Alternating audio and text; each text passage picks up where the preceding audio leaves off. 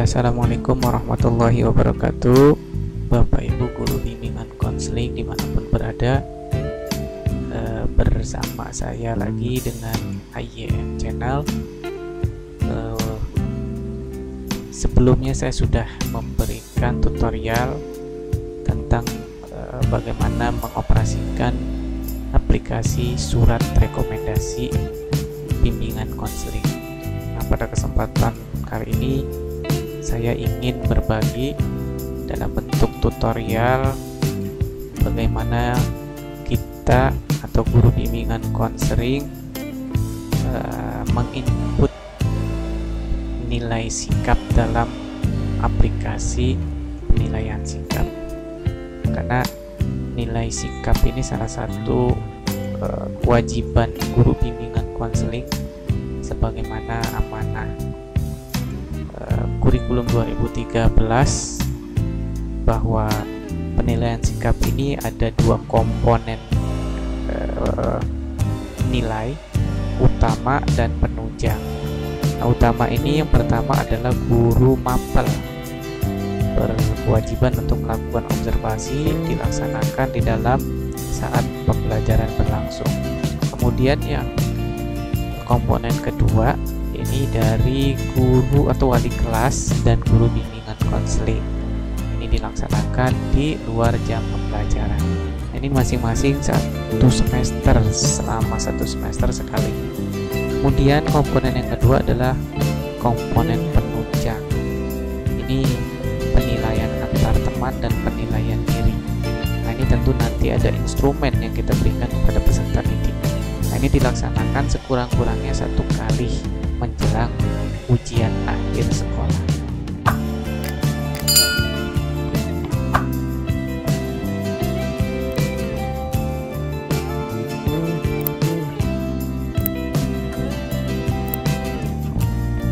Baik Bapak Ibu, sebelum saya mempraktekkan bagaimana cara mengoperasikan aplikasi penilaian sikap bimbingan konseling, ada hal yang ingin saya sampaikan terlebih dahulu. Ini terkait dengan instrumen penilaian sikap, bahwa tadi di awal ada dua komponen utama dan penunjang. Nah, di penunjang di sini ada penilaian sikap yang diberikan oleh bimbingan konseling, kemudian penilaian sikap antar peserta didik, kemudian yang terakhir, yang ketiga, penilaian sikap pada diri sendiri. Nah, guru bimbingan konseling ini melakukan observasi dengan instrumen rubrik penilaian sebagai berikut. Nah, di sini ada indikator, 8 indikator, dan masing-masing indikator ada anak indikator. Nah, ini nanti Bapak Ibu tinggal memberikan skor, dan saya sudah buatkan otomatis nanti skor total muncul ketika Bapak Ibu sudah mengisi indikator-indikator ini yang Bapak Ibu temukan pada saat observasi. Begitu juga nilai sikap antar peserta didik. Nah, ini bisa Bapak Ibu print out kan, kemudian Bapak Ibu berikan kepada beberapa peserta didik untuk melakukan penilaian sikap antar peserta didik.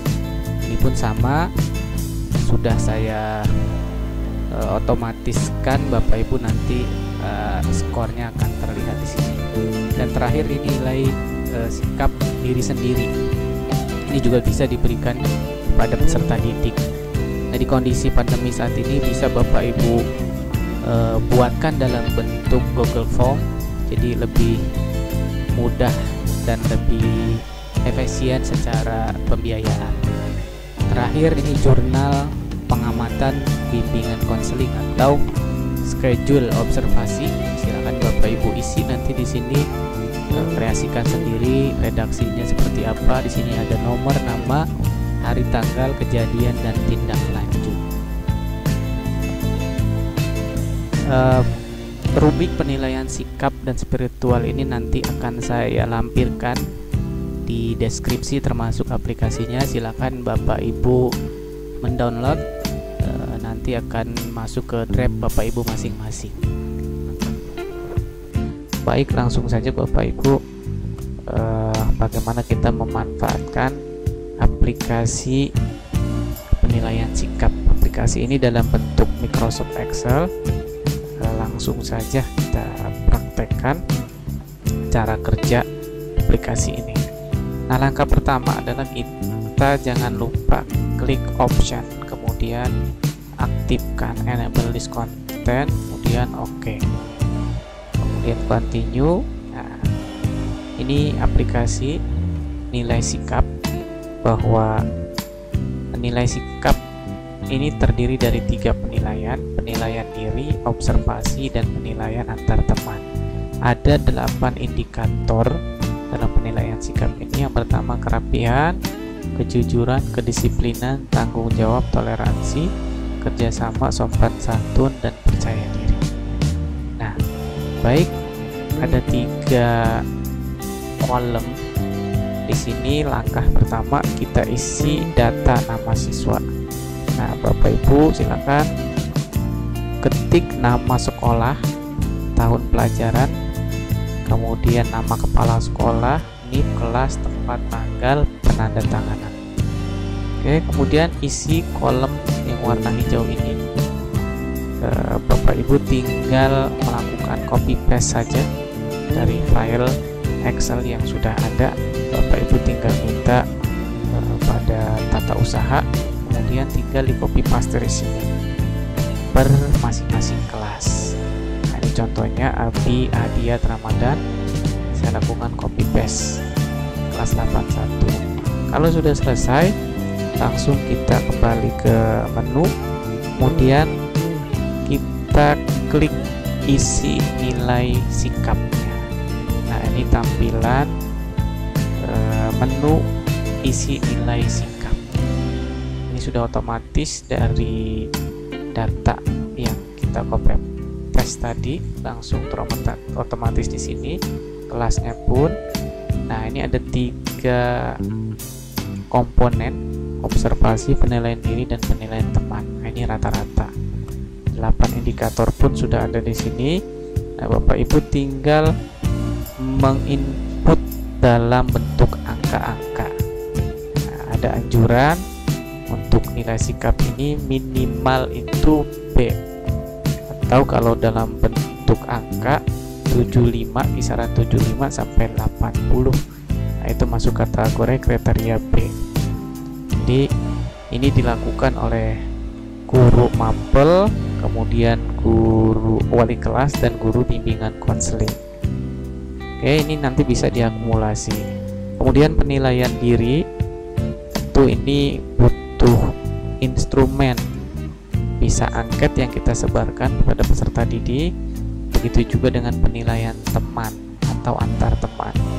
Jadi dalam satu kelas, peserta didik bisa menilai rekan-rekannya, rekan sebangkunya, ya, kemudian dituangkan dalam bentuk angka-angka. Mereka bisa melihat, mengukur indikator yang muncul: kerapihan, kejujuran, disiplin, tanggung jawab, toleransi, kerjasama, sopan santun, dan percaya diri. Ini rata-ratanya.